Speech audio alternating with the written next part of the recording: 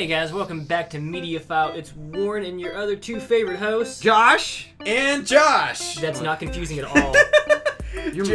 Josh McCoin.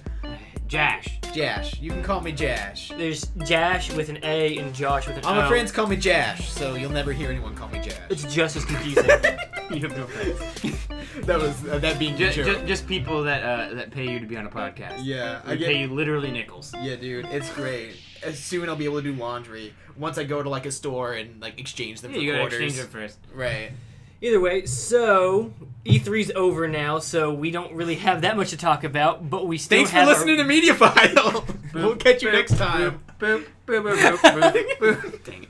But we still have plenty of news, and first we're gonna talk about our weeks. Doolin, you got anything on your week? Oh gosh. What am I playing? What am I watching? I've been doing. Oh yeah, last week I talked about how Emily and I were gonna watch Oceans 11, or not Ocean 11, Oceans 12 and 13, and we ended up watching those, and Emily falls under the category of people, which is like 99% of people that watch the other two, and are like, it's not as good as the first one. But I would say that we both enjoyed 12. I really like 13, and she did not like that one as much as 12, which is interesting because I don't know if you guys. So I've only ever seen Ocean's 11. Okay, well you're not missing much, but it's the same concept every movie, right? I mean, it's the big heist. It's the level of like mission. It's the kind of like Mission Impossible stuff where like the whole story is kind of a framework just to see cool action scenes. Yes, and 12 is weird in the sense that I know we're talking about a movie that came out a while ago, but 12 is weird in the fact that like. You don't see the ending coming at all, which is not a good thing for a heist movie. Like, like the ending happens and you're like, oh, we're done. Credits are coming. Okay.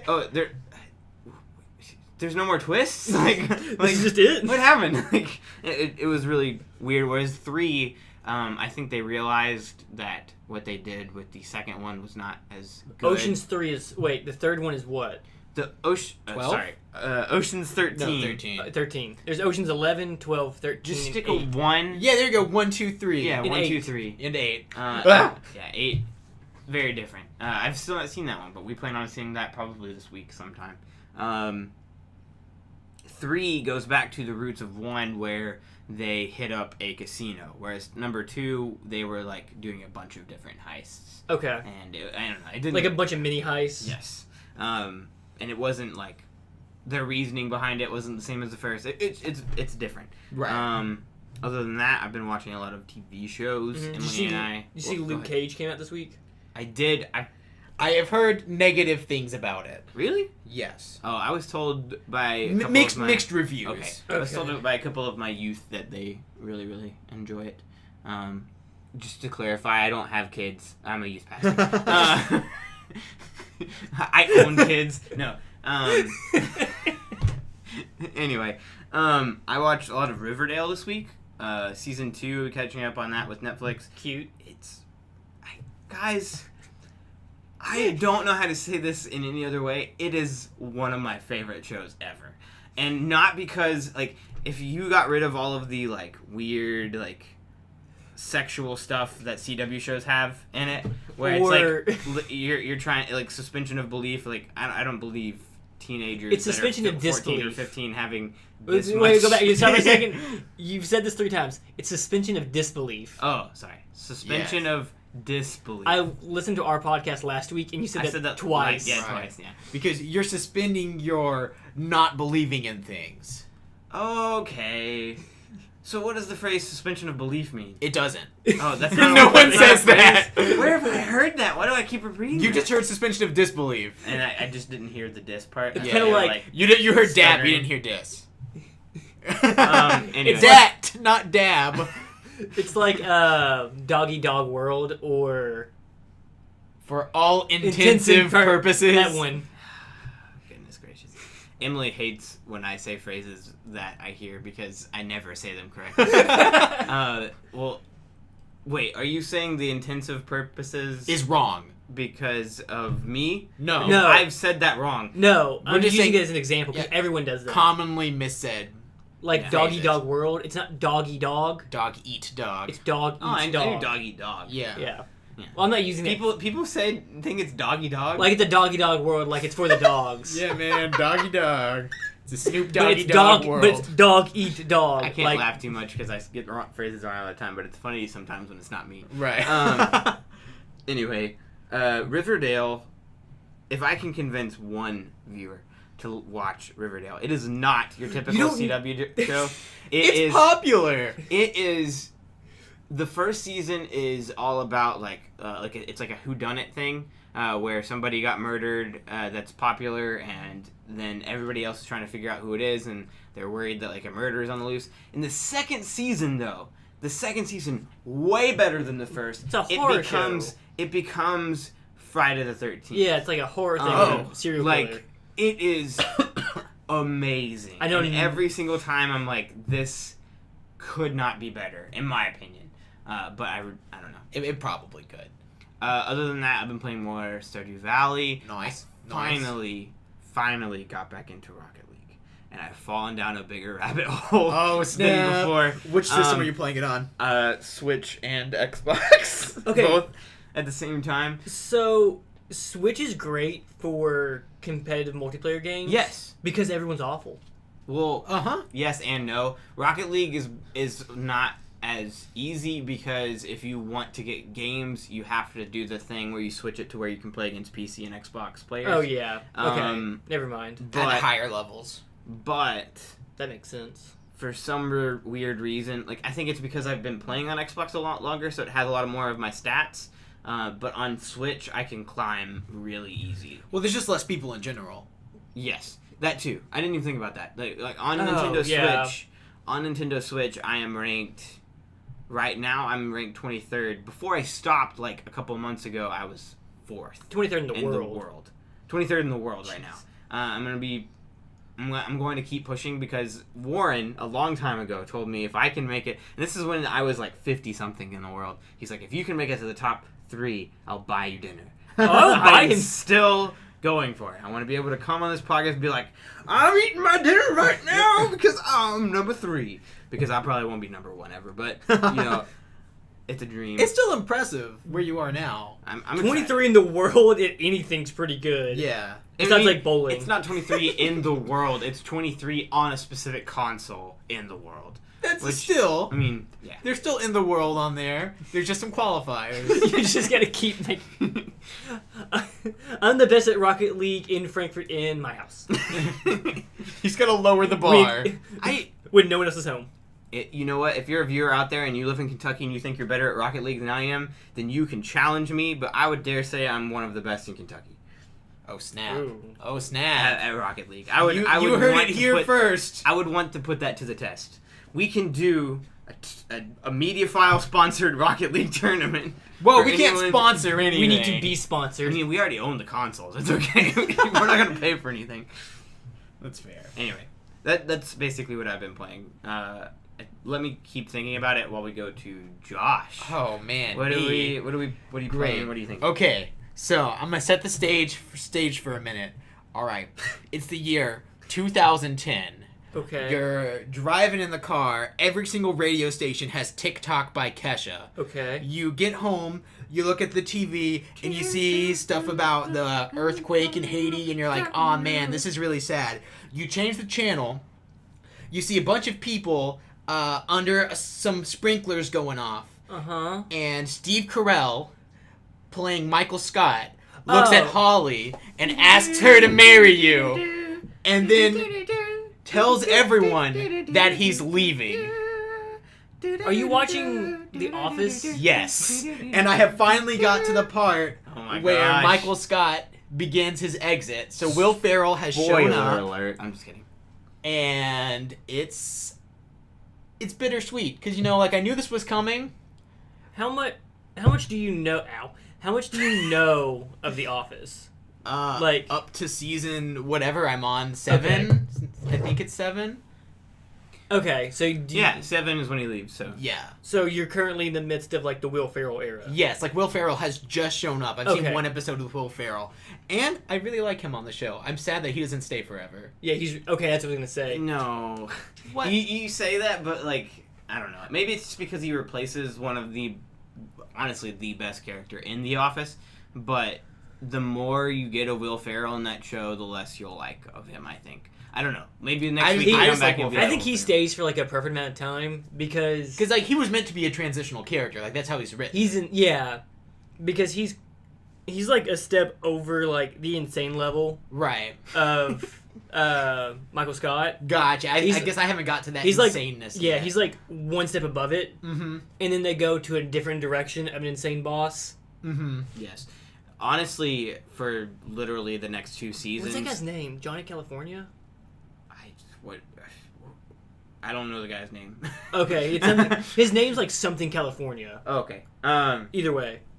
But for the next 2 seasons of the show, all they are doing is trying their best to find someone that fits that role. Because Right. like they'll throw everyone in there, like just trying their best to like, is this funny? Is it no? Oh, reviews say it's bad. Okay, well, what about this guy? And they're like, you know what? We're done How here. many seasons of The Office is it? 9. 9? Okay, because the last season is honestly super good. I like Okay. the last season. I like the latter half of the last. The season. last season is one of my favorite seasons. Which is kind of ironic that they like kind of got into a groove right when they were like, you know what? We're done. Well, I think they were Well- using up the rest of their ideas. Like maybe where Gotcha. they wanted to see the show get by the Yes. end, and all the payoff is happening then. I will say, I mean, I know I am 8 years late here, so I can't say anything that already hasn't been said, but I really loved the Michael Scarn episode, the one where he shows his movie, and I love how they, like, brought back people, but, like, they didn't bring attention to it. Like, Yeah, Roy yeah. was in there and had no Oh, lines. yeah. So they called him up and like, hey, do you want to be back on an episode of The Office? He's like, sure, what am I going to do? Nothing. Stand there. You are going to You're- sit yeah. back on a wall, and you being in here is just going to be a novelty. He's like, okay. Okay. Also, unrelated, but did you know that Roy played the dad of the Red Ranger in like the 2017 Power Ranger movie? Why would I ever know that? I know that. so Josh, He's Jason Scott's dad. as a person who is in a particular place where you can have a unmotivated by other people watching it with you, everything like that. You're up to this point. You've seen pretty much all of Michael Scott. What would you say is the jump the shark or best moment of The I wouldn't Office? say Jump the Shark and Best are the same thing. Those are not the best. well, those are not the same Jump- at all. You know what I mean, though. Jump the shark is when you do something so ridiculous that's when you know the show's gonna go down. That's not the peak. I thought it would also mean like something that they did. Do you know where Jump the Shark comes from? Yes, it comes from Happy Days. a guy. Yeah, Happy Days. Because there's an episode where He Fonzie literally jumps. he has to jump a shark to save the town. Yeah. I feel like jumping their Jump the Shark moment was probably when the company went down and was bought by Saber. Yeah. It just doesn't feel the same anymore. The show does become different, and it's not like a good shift as in like when Michael Scott makes his own paper company. Yeah, or like when the stuff with like when they move the branches and like they kind of like collapse together and whatnot. Like that was Yeah. like, I don't know. I'm just not super into. I do love Gabe though. Gabe is funny. One of the honestly He's funny, but He's so funny. one of my favorite jokes in the whole thing has been fairly recently, and it's with Aaron. And it's when they're talking about big ideas, and she's like, why don't we just, like, hire somebody and, like, kill them, but first we take, like, a huge insurance policy out, and then we all get the money for it, and it cuts to her, and she's like, that's what I think they're doing with me, and I just wanted to say this to see if I get any reaction. I still have no idea. I laughed so hard. That show is built on those jokes. Mm-hmm. Those ones of doing something insane in a group and then cutting to those like inner monologue things. Right. Those jokes work every single time. I really love Erin's character. Like, she was one. I guess I'd seen more of The Office than I thought I had, but it was like all early Office, so she gets added, and like everything don't with know. her is new. Okay, you never saw Okay, her.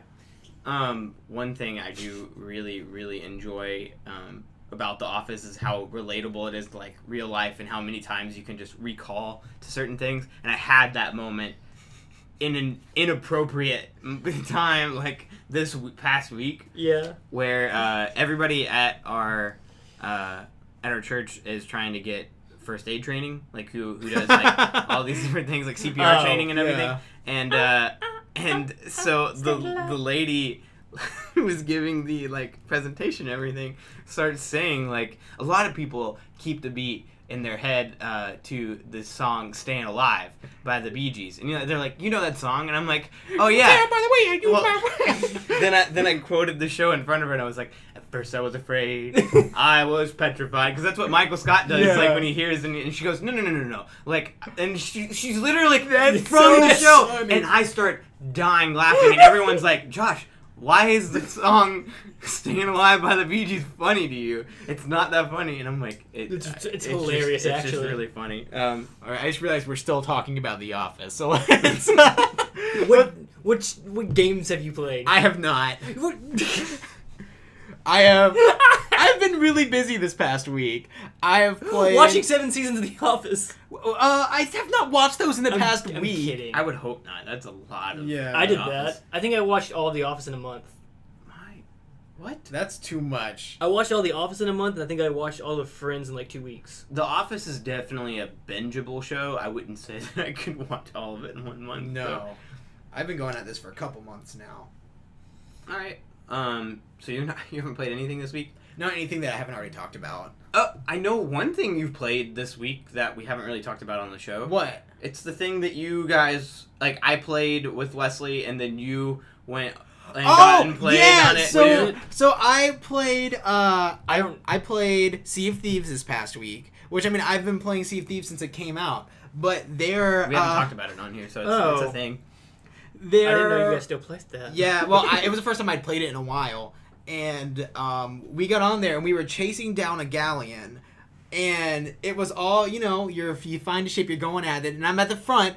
I'm looking through my telescope. I look to the side, and I go, guys, and they're like, what? I say, I think we might have a different problem, and there is a giant fin sticking out of the water because they added megalodons into the game. That's super cool, actually. And suddenly we went from chasing down a galleon to fighting for our life to not trying to against die. a megalodon. And it was terrifying because it comes up and bites the boat. And if you are standing where the wheel is, it can get you. Like Wesley died. He went from being alive to being dead. Yeah, like where you drive the boat in a galleon. It can come up and bite you and kill you. Oh, so it hooked over and Yes, Yeah. and it is huge and terrifying because there's one moment where I was like, guys, I think it's gone. And I'm looking at my telescope and it's coming straight for me. I'm like, oh, it's not gone. It's here. It's here. That's really funny because I played with him maybe like an hour, 2 hours before you joined. Yeah. And we were looking for it, but we didn't find that. And we had a completely different experience where we were just like, me, Wesley, and Ethan were just chasing down other ships and just destroying them. Right, and that's what we were trying to do, but we were interrupted. I've learned from the subreddit Sea of Thieves different ways that really helps with taking down other people's ships. Yeah. And one of the things I tried to do, and it worked, I expected it to just never work, but it almost worked every single time, was I would be like, all right, Ethan, because Ethan loves to shoot the cannon. He's like, can I shoot now? And I'm like, no, Ethan. Can I shoot now? No, Ethan. Did somebody say boom? And I would be like, let me climb into the cannon first, and he'd shoot me at the ship. I would go underneath the ship, come out the other side, climb on their ladder, and then with the noise, because you can hear people climbing up your ladder, with the noise of them shooting the cannons from afar, I'll climb up and I'll hide somewhere until they go on their approach again, because if you play a ship game at all, you have to get them alongside, so you have to plan your runs against them. And so when Wesley finally turns around and he's going to do another attack, I will kill like everyone on board, and then it's really easy to just get their ship once people on board are dead, because they're not looking for players on their ship yet, right? Because they're far away. You know, you're so far off that it'd be weird for you to be there. Yes. Another time I snuck on board, they fired me, and I realized when I got on board and I hid somewhere that these guys had been collecting things, and I took. They not only had they been collecting like good things like chickens or treasure chests, but they had been collecting the explosion barrels. Uh-oh. And so I went below deck and I just shot their explosion barrels. Just blew their ship and up. It blew them apart. Like, That's it was amazing. the best thing ever. I felt like if there's one thing I'm good at Sea of Thieves is destroying the ship that I'm on. Because no one lets me drive anymore because I'm really bad at like just crashing into islands. Right. To the point now where it's funny enough that if Wesley or anybody else I'm playing with tells me, "Hey, get on the thing real fast. I'm gonna go do something else." I'll just intentionally go towards an island. I think something that would also be really funny would be to go on their ship and just drop the anchor. Oh yeah, that's another thing that We did a people lot. do. Especially Or when I you're played that like one time. running away from another ship, you'll fire one of your people, and then they'll just keep dropping the anchor. Another thing I tried to do, it didn't really work very well because Wesley and Ethan destroyed their ship way too quickly. But I got on board, and a lot of people on the subreddit say that you can hide really well in the opposing team's cannons. And so I climbed in their cannon and just waited, and then That's the boat really got funny. destroyed, so I just left. Just shut yourself out before it blows up. It is really, like, a lot of people who play that game now are, like, either people who are playing it for the first time finally through Game Pass, or are young kids who are trying to make friends on there, and so, like, we just destroyed everyone. We got a message from another galleon after we like drove alongside of it and shot it once. We were like waiting to see what they would do, and then we got a message from them. And Ethan stood by. We got a message from them that said, "Hey, don't shoot. We're friendly." And then immediately after, just bombarded them with like 6 shots. And they sank like immediately, and it was the best thing ever. Yeah. Yeah, Ethan described it to me as like, he was like, "Yeah, we got a message that was like, hey, we're friendly." And I was like, "Hey, we're pirates." It's just funny because a lot of people go on the subreddit and complain Yeah. about like, "Oh, I was trying to be nice," or "We did this fort thing together and all of a sudden they stole from us," or "They betrayed us," and it's like, Sorry, what's this game called? I've heard that argument a it's lot. like, Yeah. and then a lot of people will comment and be like, "It's not Sea of Friends, it's Sea of Thieves." And I understand like being frustrated, but you know what you're signing up for when Right. you play this game. I was like, if you want that, go play a game called Sea of Niceness. We're Sea of Thieves. The only real experience I've had was like the day it came out and we all played. Because after that, I either couldn't find anyone I wanted to play with, and that game is terrible alone. Right. Yeah, it's not a meant to And play so solo. I just let my Game Pass run out, the free month you get on PC. So I just haven't played it. Though I did love when we played, because we played in like, we either used Discord or we used group chat. It was just team chat. But it was like, but we made a group for it. Like we had to make a specific group for it because that was on PC. I think you were just in our Xbox party. Yeah, okay, that's what I did. Yeah. So my mic did not go into like the world because there's proximity chat. Right. So when I talked to you guys, no one could hear me. Mm-hmm.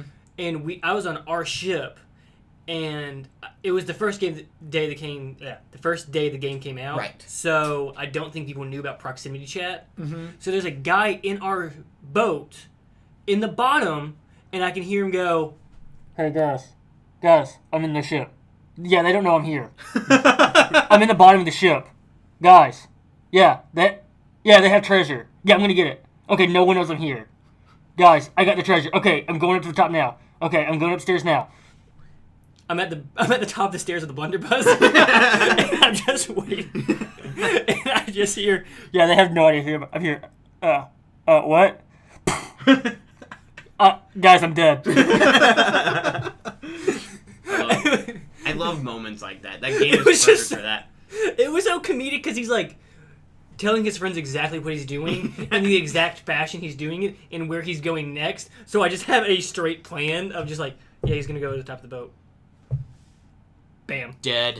I just remember you and I, like, day one, like, as soon as we were able to play it, we started playing it, and we hopped in, and it doesn't explain anything to you, so we had no idea what, like, missions were, first, like, how to do anything. The first 3 hours of that game, I hated it. It's just confusion. Well, we hopped in a boat, and we started sailing, and we started talking like pirates, which is, like, our favorite thing to do. Right, like, of course. Yar, like, We be pirates. raise me sails. Oi, matey! Oh, come on, dude. I know. Look at that waveform. We apologize. Yo ho ho, and like we'll hop on. We just start sailing off, and it's already fun. You feel it, and then you're like, okay, well, let's look at the map, find out what we're supposed to do. And we like, oh hey, look, an outpost, which is funny because we spawned an outpost. We just didn't know. Right. And so we sail back to an outpost, and we land, and we're on the island trying to figure out what to do. When all of a sudden, another guy comes like sailing in, and he has treasure in his hand, and he's running in to like turn it in. And we pull out our awesome instruments because we wanted to see how that works, and we just start playing a song, and the guy puts down his treasure and starts playing a song with us. And it's just like this weird random moment, and then Josh, I'll let you tell the rest. Yes. So this is when I decide to be like, hey, I wonder if PvP is allowed on outposts. So, like, I'm not trying to kill this guy out of, like, pettiness. I'm more curious than anything. And so while this is happening, I'm inside a shop trying to figure out how to do missions. And so Josh... So I pull out my pistol and I shoot it at him, and he doesn't die. So I'm like, does this just not work? So I gotta keep testing it. So I shoot him again, and he dies. Okay, there's a 50-50 shot of what would happen. Yeah. I need to figure out how the game works, Warren. Also, it's a pirate game. Right. So who cares? I mean, you're right. I felt so bad for killing him that I took his treasure and sold it. and got the money. But it was for perfect because you don't feel bad. I took it to the person and sold it, and that's how I figured out how we were supposed to, like, do things in the game. So really, it's what I needed to do, and that guy he was the MVP for letting me kill him. If you are listening to this podcast, random guy, And this sounds oddly specific to you. we're not sorry. No. But thank you. But we are pirates. Thank you for explaining how the game works to us. Thank you for being the bad example that we needed. You're a bad person there. I'm not a bad person. I'm a pirate. Which is a bad person. Not on Sea of Thieves. On Sea of Thieves, it just makes me a person. True. You're not wrong. All right, so Warren, 30 minutes in, what are you watching? What are you playing? I just bought Aces because I played the demo and I loved it. Aces? Mario Aces. Mario Aces? Yeah. Is that the name of the game? Yeah. Oh, okay. Mario Tennis Aces, for those of you listening at home. I didn't know, actually. Yeah, I love that game. I'm terrible at it. I went on... Now, I also haven't played, like, the adventure mode, and I only practiced, like, the actual tutorial thing. Yeah. Like, the bare bones tutorial. And then I went online and tried to play people who've been playing it for a few days. Okay. So I've been playing people... There's a point system, so I'm at, like, 300 points, and I'm playing people with, like, 10,000. Oh. Right. I was about to say, like, I'm pretty good at Mario Tennis, but then I remember that I've only played Mario Tennis on, like, the Nintendo 64, where I couldn't play it online against, like, strangers. It was just against CPUs. Well, that game is so cool because... And I can't remember Mario Tennis very well, like the other ones. Mm-hmm.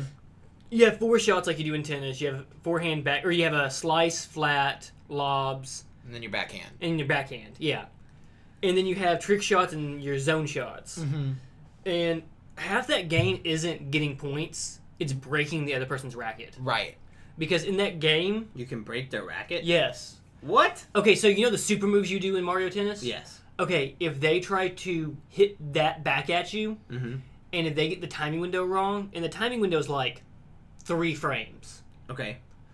If they get that timing window wrong, and you get it too early, too late, and you do your special shot, breaks the racket. Is the game over? You No. get 2 rackets. If you get 2 special shots and they mess up twice, they lose. It's a KO. They lose the point. No, they lose the game. It's all game, set, match. So just the game, though. No. game, set, match. Oh, so if their racket breaks twice, they lose the entire match. Yes. Oh. If you're playing online and you... That's ridiculous. Yeah. So the game comes less from, like, who can get more points, and it's more of, like, managing your meter. That is never a problem in actual tennis. Well, no one uses super moves. How many rackets do you own? I own 2, but I'm not going to See, break I can them. break them. Look, you All know right. what? We're gonna stop All right, this. We're gonna leave it on in real time. We're gonna go play tennis. And you're going to try to break my racket with your super move. Go ahead. Good. My super move is gun. What? So the game is less about points. You can still, like, there's the base level of it of just, like, back and forth getting points. 15, 30, 40 game. All of that. But there's also a whole other level Because math. Because tennis is weird. Right. But there's also the whole level of you have to get your gauge up to use special moves. And if they use your special move, you can slow down time with your gauge, but it uses up a lot of it. So it's a lot of like, I want to make sure I have more gauge than you at all times. Yeah. And if I see you have very little and I have a lot, I can abuse you. Because you can do zone shots, which take a bit of your racket's health. Okay. And so it's not a super move, but it's a super fast, like, spike move. Okay. And if you mess that up, you lose a bit. If I do my full super, you lose a whole racket. Mm-hmm. And so you have that. I'm trying to think the other level I of feel like it. sometimes it's more worth it to just let it go then. Oh, I will like move my person in front of the ball, Uh-huh. and I will just take a body shot sometimes. Right, because that doesn't do anything. You just lose a point. Right. So it's more often better to just let them take a point, Right. than to try to risk hitting it back at them. Because even if you hit it back perfectly, it's just a normal shot back, and then the Right. volley just goes back. It's not like you're countering it with your own super. Right. So that game is super duper fun. Also, the story mode's terrifying. Terrifying? Yeah. Okay. You play this isn't really a spoiler because in the first 5 minutes, you're playing a So match. it's Mario Tennis. But there's a real story to it. You're at a tournament. And Warren is very passionate about this. I haven't played through much of the story. This is the most intense lore I've ever experienced in a Mario game. But like the first 5 minutes, you're at a tournament, and I think you're playing against a Koopa, and then Wario and Waluigi show up and like, "Hey, Mario!" Awesome impression, by the way. We just got the best racket ever. Like, what? Like, yeah, it's the best racket ever. And Mario's like, I'm not gonna touch that. And Luigi's like, oh, sweet, a new racket. And he takes it, and the tape of it wraps around him, and he just turns into a spooky, scary ghost monster. Freaking And like a geez, giant man. ghost, and then like the wrap of it goes around Wario and Waluigi, and they become like tennis mummies, and they look terrifying.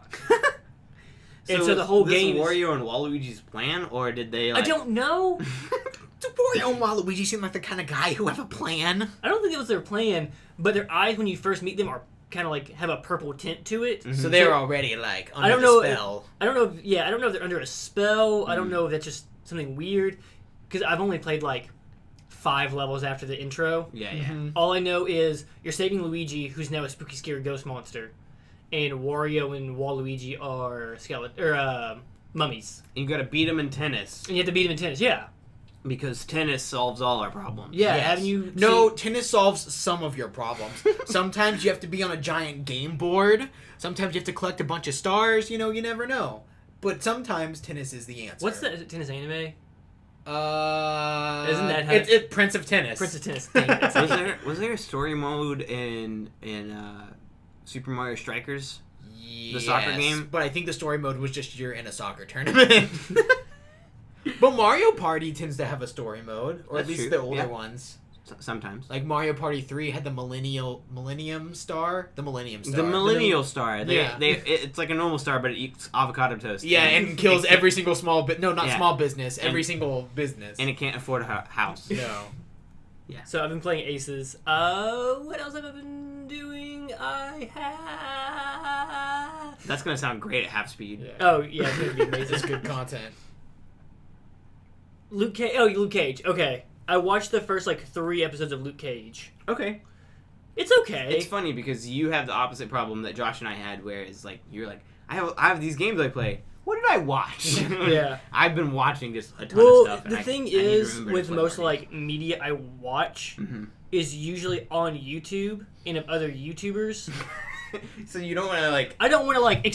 I don't want to explain. You guys should check this out. Yeah. Or like regurgitate just word for word what something else. Because I watch stuff like Super Eye Patch Wolf, or I'll watch a lot of podcasts. So I'll listen to a lot of Joe Rogan Experience, or H3 Podcast, Super Best Friends Play, a bunch of other like essay type YouTubers. I do the same, but I'm like knee deep in all things Rooster Teeth. So, Right.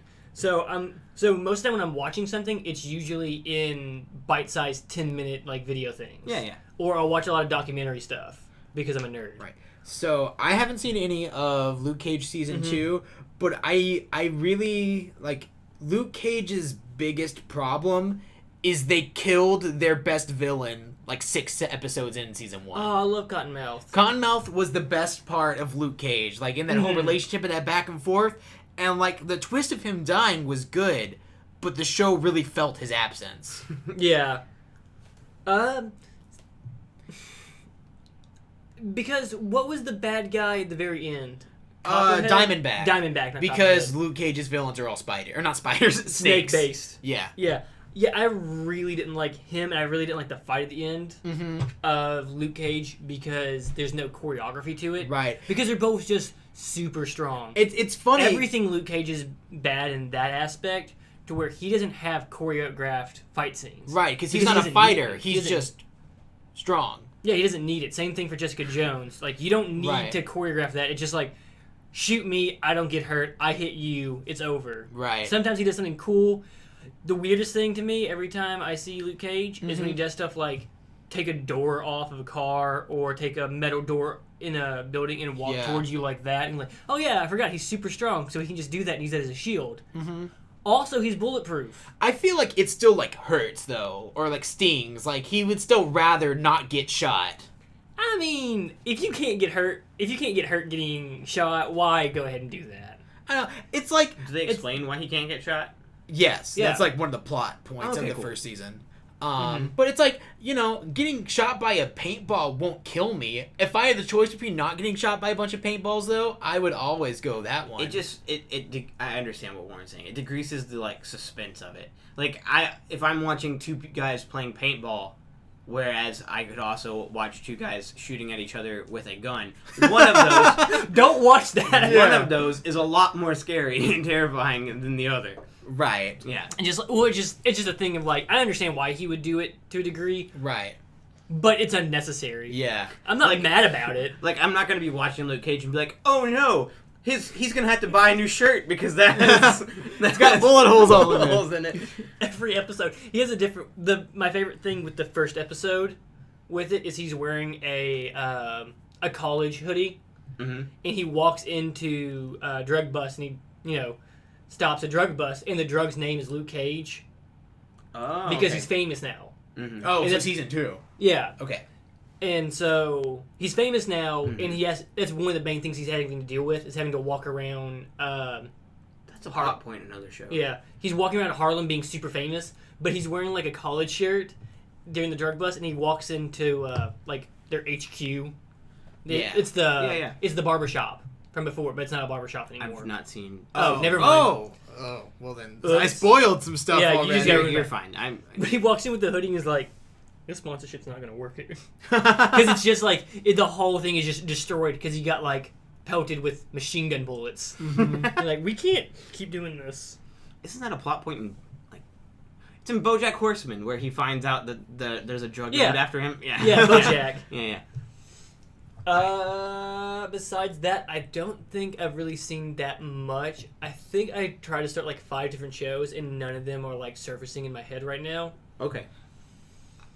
Well then, let's move on to news then. Yeah, I watched Westworld season 2, but that's nothing I want to talk about. Speaking of Westworld season 2, didn't one of you guys bring up a lawsuit over? That would be our first news thing. Can we do something just for not right now, but at the very Good end? segue, by the way. I want a if we have time, this is what we'll talk about because I don't want it to be a part of what am I watching or what am I playing. But I've played and tried a couple new board games. Okay, we'll give you your own little segment. Yeah, like well, at the end, if we have time, we're gonna talk about board games. Okay.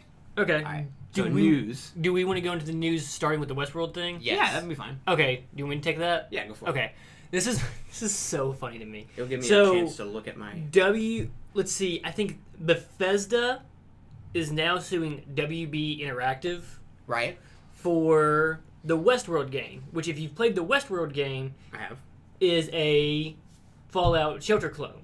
It is. Well, right, because 100%. you've played so much. And so Fallout they're getting Shelter. in trouble for copyright problems because of it.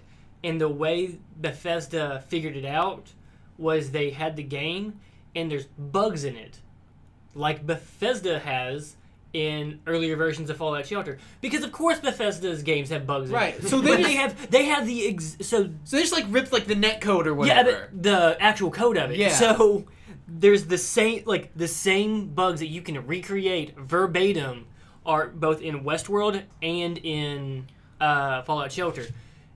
Going back to that, if you dig a little deeper, which is what I did, the company that made investigative journalism. Yeah. by investigated, I mean I Googled it. I looked at other people's stuff. Because Bethesda didn't make Fallout Shelter. Right. They outsourced it to another game company, and if I can't remember it off the top of my head, and that same company made the Westworld game. So Bethesda is not only suing WB Interactive, but they're suing the company that was commissioned to make the Westworld game, who also made the Fallout Shelter game, which means the company that made the Fallout Shelter game basically got approached by WB, and WB was like, hey, can you make Fallout Shelter but for Westworld?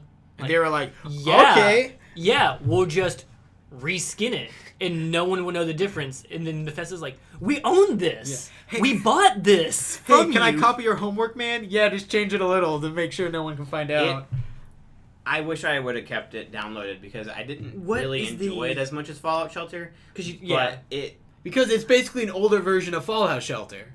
Well, that and like it's just not as fun either. Like you don't like it's still an underground thing, but you don't have as much to do. Like in Fallout Shelter, it was constantly like, hey, this thing needs your attention. Hey, oh no, there's rats in this or cockroaches or what are they called? Radroaches in this area. Oh, you should send this person out there. Oh, they're dying. This building's on fire. Like all of this is happening. Whereas in Westworld, it's like, all right, you did this.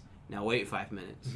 Or pay us and not wait 5 minutes. Also, the world of Westworld, the titular Westworld, doesn't translate to like chibi art super well. Right, because like Fallout Shelter it's not a fun show. Yeah. It's not a fun, happy, like, chibi-esque show.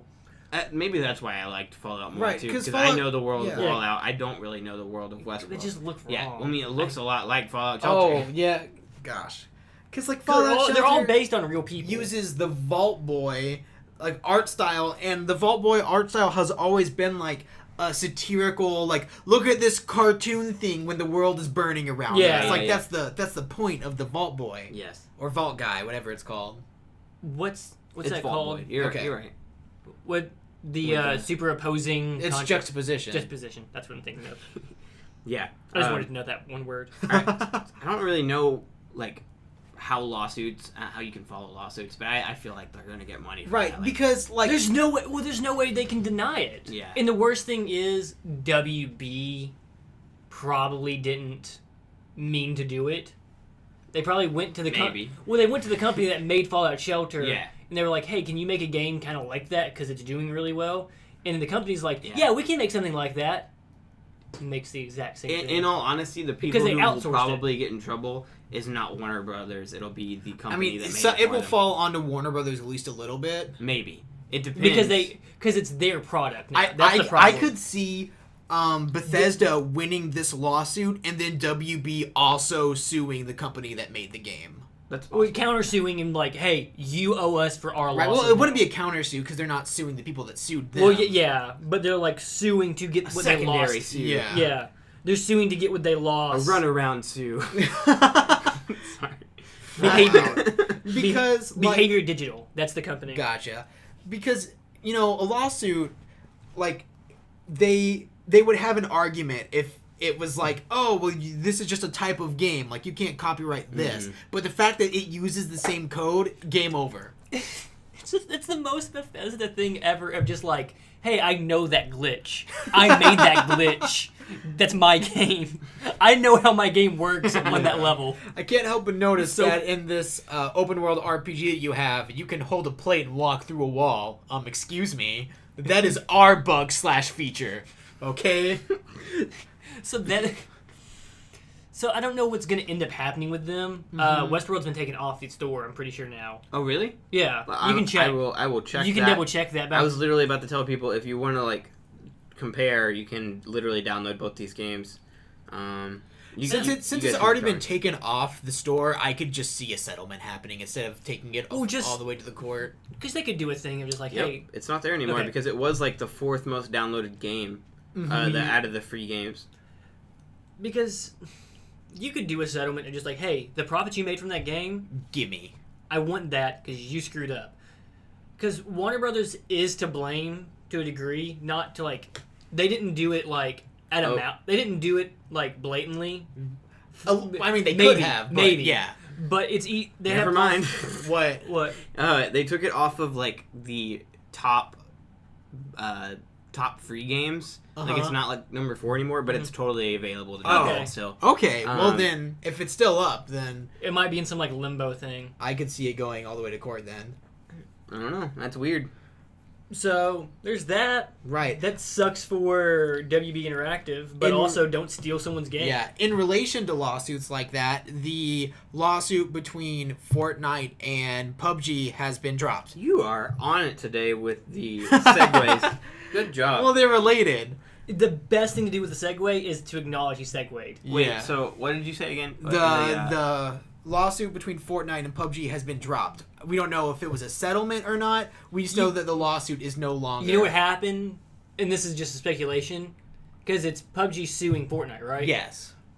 Who makes Fortnite? Epic. What does Epic make? Money. Unreal Engine. They make the Unreal Engine. Which is what PUBG runs on. So it was probably a situation of, hey, don't steal our game, Epic. You want to use your engine? Do you want to make this game from the ground up on a different engine? Because we'll revoke your rights to use our engine. We'll sue you for it. Also, the more games come out that are battle royales, kind of like dilute the argument of... Well, it wasn't the argument that they ripped off, like... It was just like how specific ideas, like the dropping in from the ceiling, the specifically 100 players. Yeah, I mean, like a lot of... I mean, Fortnite it's becoming a genre now. Fortnite did steal PUBG's idea. Like, it's a blink. Like, it's just... like, Fortnite would not exist without PUBG. It's a one-to-one. Yeah, the court case would really boil down to, are these things that are similar something you can copyright? Yeah. I mean, it'd be like it'd be like rugby trying to sue football. Yeah. Or Doom trying to sue the first-person shooter genre as a whole. Yeah, because all first-person shooters at one point were called Doom clones. Yeah, because that's what Doom. That's was. Yeah. And a lot of them were specifically Doom clones. Yeah, I hope we don't. Chex Quest. I really hope we don't get to the point though where this becomes like Doom in the sense that it is so like it affects all games from here on out, that like all games are going to be similar to PUBG or like something like that. Here's my thing. I want more battle royales. No. I want more, and I want them done by AAA people. Give me more royales, like in terms of like burgers at Steak and Shake, where they put the egg on the burger. Ooh, dude. No more battle royales. I'm going to Red Robin but right now. Battle royales, there need to be a lot more of them, and the best ones because the ones that we have now, the big ones, PUBG and Fortnite, yeah, they're popular. They're super popular. They're both buggy and they're both I don't particularly like playing either one of them that much. They feel bad. That is Now- an unpopular opinion. Well, he said he doesn't. Yeah, so I it's don't. just- Because yeah. in both those It's games, just specifically him. That's fine. Fortnite's still early access. Yeah. Yeah. It's still not. It's still Which not is a a real. stupid thing to say. It's the at this biggest. point. It's like or not the biggest selling. I think it's the highest like grossing game right when now. you load it up, it still says beta in the corner. It's Exactly. like- Closed beta. Closed. It says closed beta. Who is it closed to? People who don't have the system that it's on? and the PUBG is people who still. own PUBG. Yeah, and PUBG still plays like a mod, even though it's its own Yeah. game. It still Yeah. plays like it's an Arma mod. Okay, I see what you're saying. I mean, So- Call of Duty already announced that they're gonna But have see, it that's in there, and that's a good thing. Yeah. That's going to be a really good thing because that's a AAA Right. developer with a great. I will give you Because this one. competition is good. Yeah, exactly. Yeah. And so, if Battlefield and Call of Duty and other first-person shooters aren't franchises, I can't think of any top of my head because I don't care. Right. Halo. Mm-hmm. I don't want them to switch up Halo. or Well, it anything. wouldn't be like it would just be like an addition, like an extra mode. And so you get those games, and you get those like the different things in those games, like Halo stuff and Call of Duty and Battlefield stuff. And so you get all of them, and you have them make their own version of Battle Royale and their own twist on it. Mhm. And then you're like, oh, I didn't know Battle Royale could be this much fun if you added this to it. Yeah. Or, wow, this mechanic works really well in Battle Royale. Or, wow, the way the guns shoot in this game just feels better than PUBG. This is a PUBG game, or this is a PUBG clone, but the mechanics and everything just feel better. Therefore, PUBG's going to go away, and now Call of Duty, for example, will take over. Right. So a bunch of small developers just trying to make battle royale games for the sake of making battle royale games. That's bad. You get your like Radical Heights and whatever. That's just people trying to like cash in on it. Those aren't going to go anywhere. But the ones that force PUBG and Fortnite to step up, the ones that try to like put them in check and compete directly with them, Crap, we're what the is only it ones called? that benefit. There's a beta game out now, and I cannot remember the name for the life of me. It's a Royale game, but you hardly ever fight other people. Like, other people are in the game, but there's monsters and everything in the world that you have to deal with. Ooh. And the scary thing in the game is your character levels up.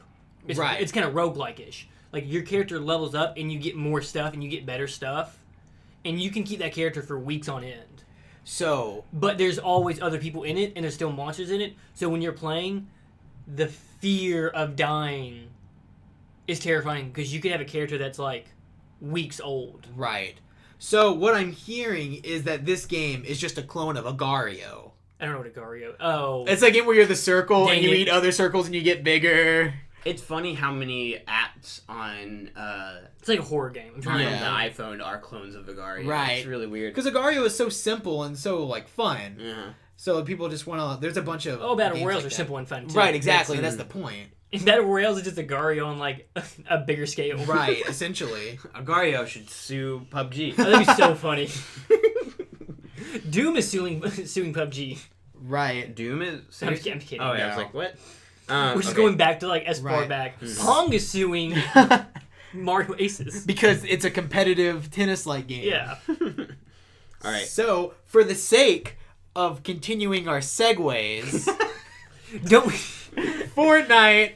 Oh wait, yeah. Yeah. So Fortnite and Sony have been having a thing lately. This is like 2 weeks Was old it now. Sony Right. and Fortnite or Sony and just like Xbox, Nintendo? It's and it's really everything just else? Sony and people because So, the way Fortnite works. Have you linked your Sony account? Okay, here's the funny thing about this. Because this directly affected me. I Yes. cannot play my account on my Switch anymore, Well, people and I hate it. anymore? Were you able to do No, it before? no, okay. no. I was gonna say people are mad about this specific thing where like any Epic account you make on PlayStation and you use on PlayStation to play Fortnite, you can't use anywhere else. Right. You can only use on, You can use it on PC. PlayStation. and PC. Oh, you can use it on PC? Yep. But only Okay. against PC or PlayStation players. Yes. I knew that PlayStation didn't allow this before because I tried to you do this have with my both. Xbox. Yes. And so I couldn't do those between those. What is interesting, though, and what brings a new light to this conversation is that when it dropped for the Nintendo Switch, you now have 3 consoles that it's out on, and 2 of those consoles are willing to let crossplay happen between them. Right. And they do. So, like, I can upload my Xbox account on my Nintendo Switch, which is what I'll probably end up doing. I've played with the same account on my Xbox, Nintendo Switch, and phone. Mm-hmm. Whereas you have to have a different account. Your Sony account on a phone? That's a good question. I would say probably because it's not a console. So I can't remember. Because I played on my phone. I can't remember if I used my own account or not. I could see maybe mobile, PC, and PlayStation being able to communicate. Because there's no competition there. Yes. Yeah. But people are mad because PlayStation is, honestly, I mean, this goes into our other conversation with the Minecraft trailer that dropped with the Switch and Xbox and all that stuff. Like, these two companies are willing to work together, and PlayStation is going a different route. Crossplay isn't even the problem here, though. The problem is if you logged on to your PlayStation account first, you can no longer use those items on any other console. Not even crossplay. Like, and the biggest problem with that is there was no warning of that. Yes. If when I made my PlayStation account, if it was like, hey, just so you know, only use this on PlayStation. You can't touch this anywhere else. Right. If they told me that, I would almost be more okay with it. And before, when it was like, you can use this on Xbox or you can use this on PS4. And knowing that, most people aren't going to play Fortnite on both. Right. And this is where the big problem comes from, is like, most people are an Xbox or a PlayStation person. Yeah. So, on average, you're going to have one or the other. Unlike you two, where you both have both. Yes. I don't have it just out of the fact I have a PC instead of an Xbox. Right. But more people than not will have not more people than not. More people will have a Switch and a PlayStation. Right. So that's when it starts to be a problem, because your Switch serves a different purpose than your PlayStation. Yes. The same thing for the PC would own a different purpose than your PlayStation. So Xbox and PlayStation are too similar. Like, so two sides of the same coin. It makes sense. That's why no one cared then. Yeah. But now that I have a Switch, and most people have Switch as a secondary console. Yes. Most people have a Switch and other console. Yeah. So when it's that and Sony, that's when it becomes the problem. The biggest problem to me is, what's the overlap of people who have both? Because is it enough people to make enough of an outcry at Sony for this? It made enough to where they responded, at least. Right. And the other thing is, when it happened to me, it says like, hey, this account can't work on here. Sorry, don't contact us. because they want you to tell Sony, because it's not their fault. Yeah, because Epic didn't do it. Yeah. But if you call Sony, Sony's like, it's an Epic server thing. We can't do anything about it. And it's like, how come everyone else can do something about it then? Speaking literally about that, Reggie, the president of Nintendo of America, he was asked about it, and people were complaining. I mean, people were complaining to everyone, including him. They just don't like that it's a thing. Whereas he was like, I literally have no control of this. He's like, I have never heard of Fortnite. No, we have Is Mario in that? We should put Mario in that. We have a quote from him that says, "You have companies like mine, so Nintendo, that encourage crossplay and enable crossplay. Then you have a developer, meaning Epic, and content owner that wants crossplay and is encouraging crossplay." And that's what they're doing literally right now, is Epic is also pushing PlayStation to do this. And then you have the other platform holders, meaning Xbox and PlayStation and all the other places, and what it is that they do. And he said, and when it comes to other platform holders, as much as you have influence on other platform holders, meaning the consumers, I don't. And he says, and that's a decision that each of them are making, and some are supporting crossplay and some are not. And so devil's advocate to this whole thing for Sony, just not that I'm okay with it, but just from their point of view. The Jedi are you. Yeah. But from their point of view, if you look at it to them, it's like, this is going to be kind of a problem for them down the road now, because now people understand what they're doing. Yes. And this is going to suck for the next generation. Yes. Because people are going to remember this. Yes. Sony in this situation right now can look at the landscape and be like, yeah, I don't need to crossplay with you. I'm not going to make more money that way. Yeah. Right. And they're winning. Mm-hmm. And Xbox and not Nintendo, because Nintendo's their own thing. Mm-hmm. But Xbox is kind of like, okay, well, we failed at this juncture in the beginning of this generation. Yes. We failed here. We can fix that by being more open and being more This whole generation has just been like a PR like climb for them. Yeah, exactly. They're just trying to work their way back from zero. Right. And so they're like, okay, Nintendo, you're great. Do you want to help us? Do you want to be with us? Do you want to hang out? More like work their way back from one. But Oh my gosh. this is I'm trying to remember who said this. Can't wait to hear that in slow motion. I can't remember who said this, but the industry is defined by failure. Right. People, like, no games really do great things. It's more like, don't screw up and let everyone around you fail. Right. Mm-hmm. Sony didn't do anything amazing with the PS4.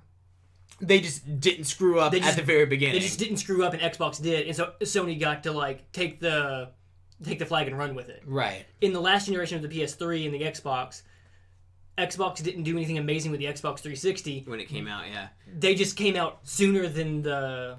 And PS3 came out, when it got announced, it was like crazy expensive. $600. Yeah. It was more expensive than the PS4 was. Yeah. Yeah. Yeah. No, you're right. Yeah. And so, well, because they found out. Yeah. Again, you learn... everything is built off failure. So in Xbox 360 and the PS3 era, Xbox came out sooner, Xbox came out cheaper, and they had more exclusives in the beginning. Mm-hmm. And Live was just And Live better. was great. And Live was better. Yeah. So there's a bunch of things. So every generation just kind of like, you don't win from doing well, you win by not doing bad. You win by not getting the negative attention of everyone. You stay at zero while everyone else goes into the negatives. I'm like, Sony, I understand them not doing crossplay. I feel like they, to get on top of the PR, need to allow accounts to be shared, even if they don't. That's all that matters. Yeah, that's all they need to do. Because right now, again, the thing I said, like, this doesn't affect Sony negatively. Who cares? Right. It's bad PR wise because what you're telling me is my PSN account is actual poison to my Epic account. If my Epic account comes into contact with PSN, my account is now tainted. And I can't play it anywhere else. else. I can't play it anywhere else. And crossplay... And so now I'm going to leave and I'm going to go make a new account somewhere else.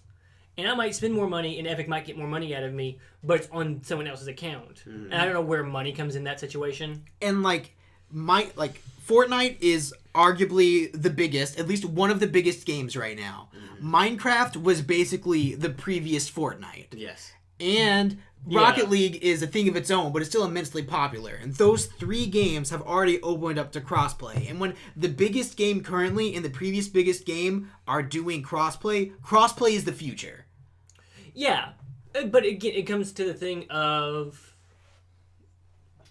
what's the benefit for Sony? And that's always like when you break it down to, because regardless of what the consumer really wants, at the bottom line, all these decisions come from men in business suits sitting on top of Sony HQ and being like, does this get us more money? No? I don't care. I would say that's the problem. The one thing that would have, like, it would affect them is the thing you keep saying, though, is that PR-wise. It's affecting the future. So, it's not affecting the now. Yeah, exactly. They're not, because if you go to shareholders and you're like, and Sony's like, we should open up crossplay. And like, no, we have our own ecosystem. We built this thing and we control this. Mm-hmm. If we open the floodgates to let other people do crossplay and everything, we can't control what these guys do with the game or whatever. And so now we have to work together with them. Mm-hmm. But if we just do what we're doing now and we're doing better than those guys, why we don't need to share anything? Mm-hmm. But Xbox was in the situation for a while of just like, we need to do something to be positive. Yeah. So they did crossplay. Yeah. When Sony starts to fail, which they will if they keep going down this path of like, not fail, but do bad. Right. When, they will start to lose ground. Yeah. When they start losing ground, they might open up crossplay. It's just, I don't know, it's just hard for them. It all started when Because Yeah, it makes Xbox was sense. trying to make that climb back, so that's when they announced backwards compatibility. Mm-hmm. They announced crossplay with your PC, crossplay soon to come for Minecraft with Nintendo and like all that stuff. Because Minecraft is owned by Xbox now, Right. Which is Super interesting. smart. Super smart thing to do. Yeah, they just bought Mojang. Like, Right. You are ours now. Never gonna make another game though. It's just Minecraft forever. To be fair, like, Unless we get Minecraft 2. what would you do with Minecraft 2? Because they Right. constantly update the game. Right, because if Polygons. if you were to, we've already made this joke. Yeah, we've on the made recording. yeah. Have we? Yeah, I Okay. was episode On the 1. recording? Yeah, I thought it was on the practice one. I'm pretty sure it was episode 1. Okay, well there you go. Yeah, because we were talking about E3. Boop-a-doop. Yeah, because I mean, if you were to make a new game for Minecraft right now, it would just come out with less features. Like it'd be like Well, going yeah, from 'cause like you- Sims 2 to Sims 3. Right, because there's no expansions and all that, all the updates and everything. Yes. Minecraft is just a thing that's its own ecosystem that just needs to grow forever. Yeah. And you just build off what you have, which is what Minecraft is. Right. Yeah, it's just Minecraft. You do the Minecraft method on Minecraft. Yeah, they kind of came out with a Minecraft 2 whenever they were like, here's the Minecraft, but for the new systems. Because Minecraft on 360 and PS3 was only one map size Right. Well, big. it was. But if you played it on PC, it would always change. Basically, it just put it up to speed with what the PC, The PC, is. yeah. You're right. Or closer to speed. I don't know if they. I doubt they keep them patch for patch. Okay, next up. Are we ready? Which You one? wanna try to do another segue? I don't know what we're going to next. All right. So some people, we said already that Fortnite is really, really big. Uh-huh. And some people play that a little too much. And those people... This is an awful segue. It is an awful segue. No, but Fortnite is like a game that has been mentioned because of this. I think you're actually right. I think Fortnite might have been like the catalyst for this being a thing. Because everyone plays Fortnite. Right. So the World Psych Organization... Okay, I'm glad what you did actually they got say? the right. What did they say? Well, they declared video game an addiction. Or they Yes. made video Or game... a video game addiction. Video game addiction is now... They classified They it. classified it as an addiction or a disorder. It's a disorder. Yeah. Which... We all have negative opinions on that because... Duh. Kind of. Here's the problem. And it's one of those things of like when people who agree with you argue poorly, and I've seen this a lot on the internet Okay, about this. I can see what you're saying. And it's just like, I like video games. Screw you. No, you're wrong. Video games is not addiction. I love video games. Like that's not how you. That's not how you argue the situation. Right. It, like anything else, in my opinion, anything that is fun and enjoyable and entertainment or anything can become an addiction. Too much of anything, yeah. If it becomes something that you rely on too much. Does that make sense? Yeah, here's I don't know. here's my thing with this. It feels like a 90s era scapegoat. Like Yeah. just trying to say, "Oh, video games are bad." Well, it's like the Because I don't understand them. It's like the war on like metal music in like the 80s. Yeah. With like Barbara Gore. What also Was it seems... Barbara Gore? Or no, Barbara Gore is not her name. Barbara Bush. Oh, Gosh. you mean first lady, very popular person? What? Barbara Bush? Like What's- George Bush's wife? What is Al Gore's Oh, wife's wait. name? I don't know who Al Gore's wife is. The Well, internet? she's the one who did the war on. She's the one who made like the parental advisory warning for CDs. Oh, really? Have you ever seen that? You know that picture? Yeah. The black and white thing. Mhm. She's the one who made that a thing Okay. because she thought metal music and like Judas Priest and everything was like anti-family and caused kids to commit mass murder. Jeez. But that's what we're doing now. Is we're just Those doing two things are very wildly... And I don't really like families. I want to kill everyone. Like, those are two very wildly different things. It's the same, but it's the same thing we're doing then now. It's like... Just to clarify my earlier statement, Barbara Bush was the wife of George H. Bush, and Laura Bush is the wife of George W. Bush. Okay. It's like saying... I just want to get my facts straight. Being anti-family and the other thing it causing is kids causing mass murder is like saying this apple is bad because A, it can make you sick, and B, it could also make you kill a bunch of people. And it's like... I don't think I'm going to eat that apple, then. Like, why didn't you just tell me the second thing? Yeah, I don't even need to hear the first one if I hear the second one. Why is that the A and the other one the B? Marigore. Marigore? Yeah. Merry-go-round. It's like a merry-go-round, but you kill Oh everyone. my gosh, that's how I'm gonna have remember it from now on. You just did the Michael Scott thing. Anyway, But on the thing of the addiction for video games, well, you said everything can be an addiction, and I feel like this thing is too narrowed down to one hobby. I don't know what the actual. to be fair, there's a lot of other ones too. For like they're. What's too? This is the thing. It's so narrowed down, though. Video game addiction can be the same as like a pool addiction. Have you ever seen? This was a recent thing. I don't know if this was used for this point. You're talking like billiards pool? Yeah.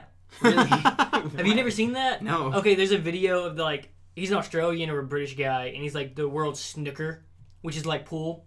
It's like another form of pool. Okay. And it's the world snooker champion. He's like, yeah, I was addicted to snooker. I played all the time. I couldn't get enough of it. Yeah, because you're the world champ. Yeah, and then you turn it into a job. It's not. It's like saying you're addicted to running. Yeah. Or because you do it all the time. Mm-hmm. Man, Video I'm game- addicted to eating healthy. Video game addiction, I feel like, is just in a larger generalization of activity that becomes addictive. You get a mental addiction of it. Right. Like it's something you do makes this happen. My biggest problem with this, which I think I said that for my last thing, but this is really my biggest problem, is that I'm pretty sure the classification said like 20 hours a week of gaming, which 20 hours a week is less amount of time than the average TV watching time. Okay, yes, TV is another good example because it's a... Not even for an addiction, but just like No, the average average amount of TV watched is like 5 hours a day. Mm-hmm. So that would be 5 times 7 is 35. what? 35. So that is 15 hours less is an addiction than the common TV watching And that's time. a more comparable thing because whether my thing was like physical activity of like pool or running or whatever activity, tennis, all these other things, TV is more of a comparable thing of you're sitting in front of a screen and you're getting a stimulus from it. And you're literally doing nothing. With Yeah. video games, you're doing something. Like you're... There's a reaction. There's an action and reaction to it. Whether it's a... with the emphasis of multiplayer, you're like more often than not talking to someone. You're like interacting with some... Whether that's positive or negative, yeah. It's still a social interaction with someone else. Yes. So it's weird to me that it's that low. When it's that low, it really feels like the people don't know what they're talking about. And I want to know where this started. Like Fortnite's I don't know what like the catalyst or what the real cause of this is, because it could be from Fortnite, it could be from like mobile games like Candy Crush and stuff like that. And it could even go back to loot box systems. Well, loot box systems is a completely different form of addiction. It's gaming. Right. It's Yeah. But there's also a bunch of things coming out now where a bunch of mobile games have, like, it has came out recently that mobile games use casino-esque tactics. Yeah. Desire sensors and all that stuff. Yeah. Just to expand on that, I think that I come from a different standpoint on this because I don't know, reading some of these statements about people who might actually, suffer from this, I feel like the people We've all met someone Yes. who you could say has a disorder, has this addiction toward a game or has. But the you can do that people toward who put it into practice don't know, like what you said. The 20 hours thing tells me that. Another thing is I feel like people, like, this is going to be used negatively, I think. Yes. It'll be used by parents who are like, you're addicted to video games, get off your here's my problem. console." Yeah, and this goes back to the problem of I just don't want to do you're anything. fixing, No, I'm just depressed. you're trying to stop the symptom, you're not trying to stop the disease. Yeah. And then there's also the whole problem that literally earlier this year we had the argument coming from politicians. I don't want to be like. You don't want to get too political, yeah. But like, there was the attack on saying that video games caused like the mass shootings in schools and stuff. Right, and they say it like promotes aggressive, violent behavior. Doom caused Columbine. This is so like right, exactly. But we've already seen this. People are pushing this again, and this is just going to help their case, if that makes sense to you guys. Mm-hmm. But there was. I was trying to read some articles on this. There were some things that people said, and then even just like people admitting that they played video games in a wrong way that caused them to have an addiction. But a lot of times it's not like, it wouldn't even solely be video games. Like you always hear stories of people who are like, oh yeah, from the age of 20 to 25, all I did was smoke weed and play video games. Yeah, or... Yeah, and it also comes from like, hey, I lost my job, so I had nothing to do for this amount of time, and I was really depressed. I found World of Warcraft. I found Skyrim, where I found this, and I could just insert myself into this world for 12 hours a day. Is a funny thing that was brought up in a lot of articles, that people were doing that argument. People coming into video games because their life sucked, and they wanted to get away from it, and there's arguments that some people were using saying it helped me cope with the things that were going on in real life, to where I could go and escape reality for a while and then go deal with my problems. But then there were other people who were saying things like this, and this is a direct quote, "This retreat into the world of video games is dangerous because it causes me and people to ignore their life exactly when it needs their attention the most." Which I can see that. Maybe. Well, yeah, I mean, it's a self-control thing. Yes. Like, I'm not going... It's like, am I going to think about this, or am I going to just push it to the side? But it doesn't mean just because they specifically choose video games for that vice. Yes. Like, it could be no one would be saying the same thing if they went and played Frisbee golf 40 hours a week instead of... Well, I don't know, because... I don't know. It goes back to the argument, though. Well, what is an addiction, what is not? And it goes...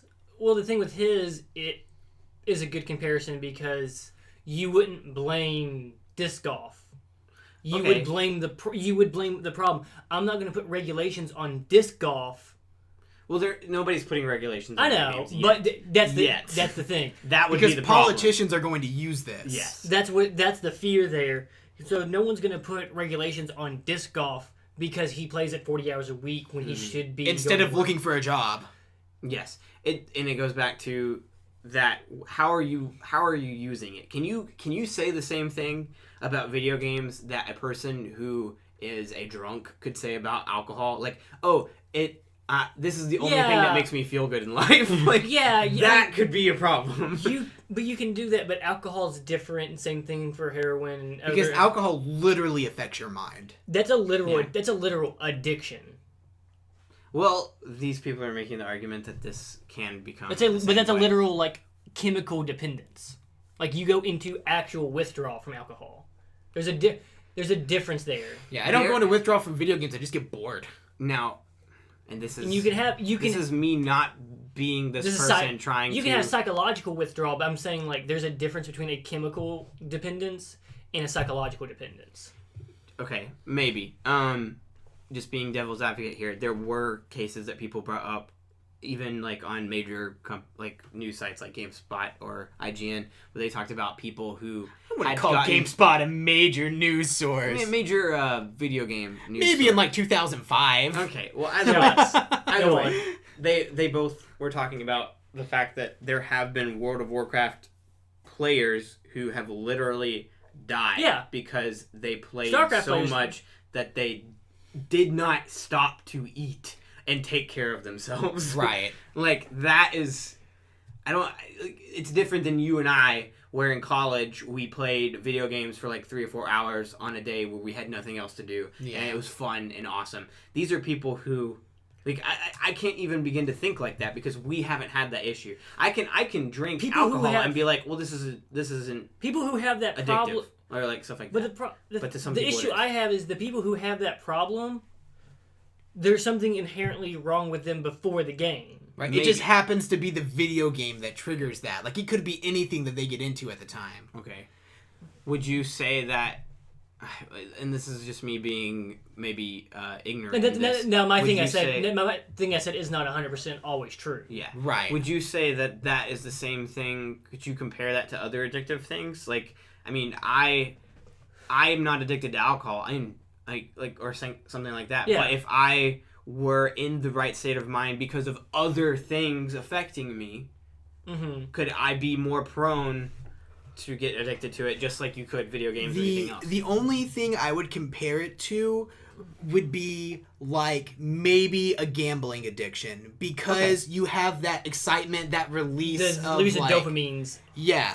Which again is a psychological addiction, but it's also chemical because it's making your body react in a way that you can't help. I think the best argument against this is something that you said toward the beginning, which is that this is very specific, and I agree with it, but they're not to a certain extent, not the 20-hour thing and everything else. But I think that you could almost say anything is this way. Yeah, you could say that you have an addiction to anything, which is why I use the disc golf thing. I'll have it, and I can have this conversation, and we can talk seriously about this and trying to figure out how to fix it. Yeah. And even have regulations on games in certain aspects, not in like playtime or whatever, but in like... But you and I are both worried that none of that is that's not going to work. No one's going to do it intelligently. Yes. They're going to like put blanket bans on like kids can't play video games more, or typical games that we would have played back in like the early 2000s. Ratchet and Clank is going to get boosted up to being a M rating game. Like, kids can't play this because kids don't have the cognitive ability to not get addicted to it. Mm-hmm.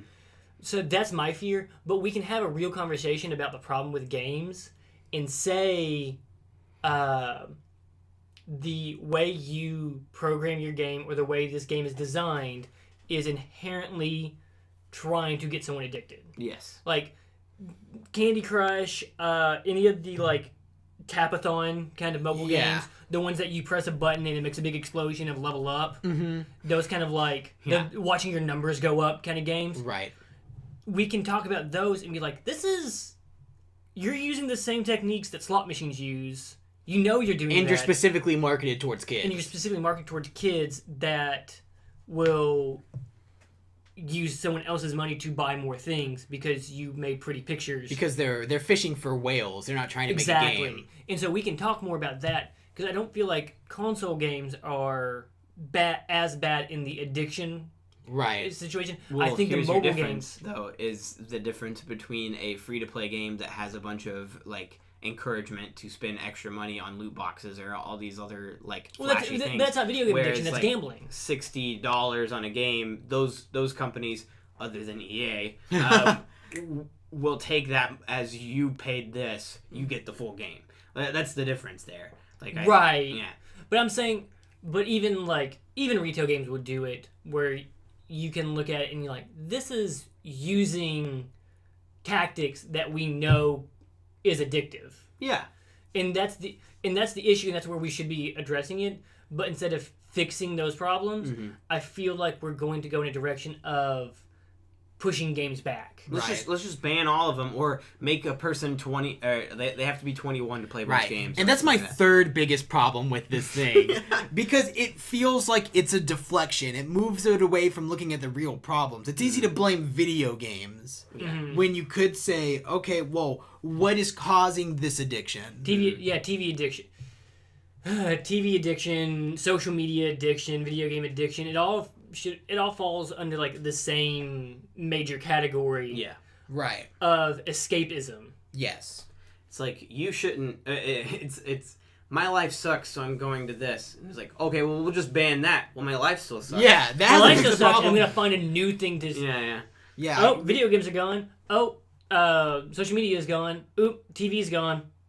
But yeah, that's my whole take on that whole situation. I'm mad about it because it seems so obvious of what they're doing. Right. And it seems so obvious. And these are smart people. I mean, they are the psych organization. Right. This is what they do. But other psychologists have, like, a lot of people have spoken out against this. And I don't know the credibility of that organization, because I don't think they actually have any real bearing. Like, they don't have any, like, legal bearing. Like, I don't know if you can use this in a legal case. It feels too soon, too non-conclusive to like make a report like this. It feels political. Yeah. That's what it is. All right. Do we feel like we've well covered this topic? Yes, we've agreed to agree at this point. Yeah. Yeah. The last bit of news I have, which would lead to our next area, is Tom Holland just being a spoiler again. Yeah. Like, I love him.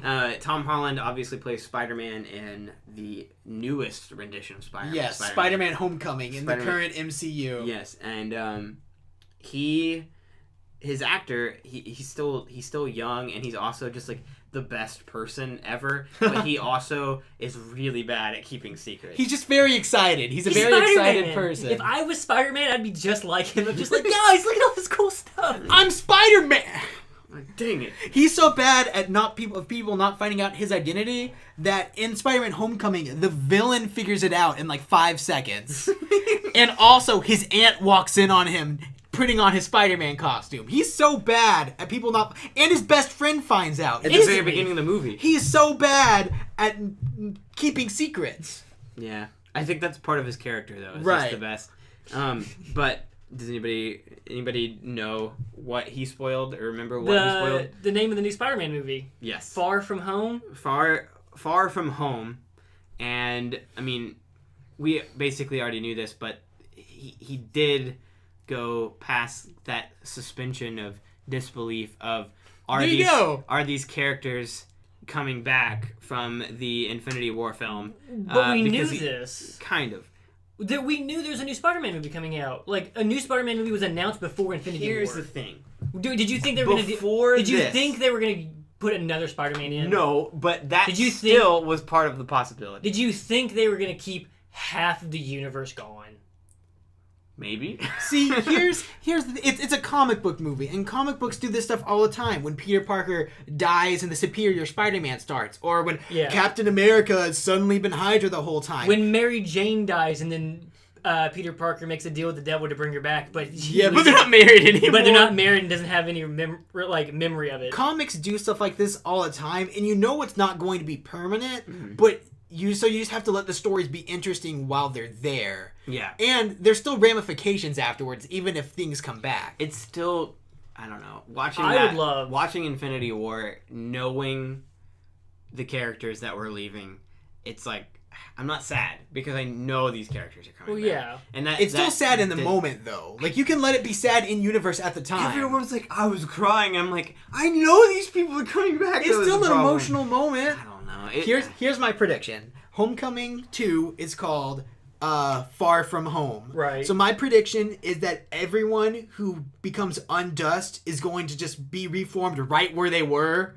So Tom Holland is going to start out on Titan, and he's going to be like, get his way back. He's like, well, I'm alive, Mr. Stark. Mr. Stark, where are you? And then he just has to find his way home. Mm-hmm. So I don't. The whole movie is him hitchhiking.